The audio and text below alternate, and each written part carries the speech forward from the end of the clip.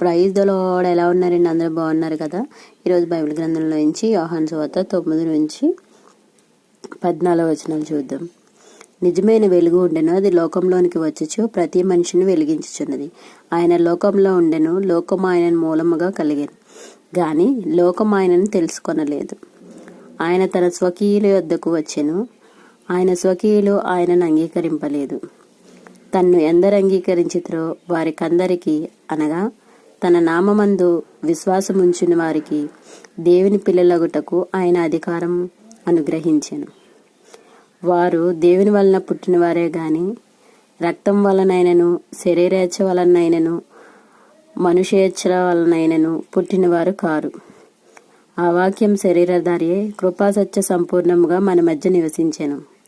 తండ్రి వలన కలిగిన అద్వితీయ కుమారుని మహిమ వలె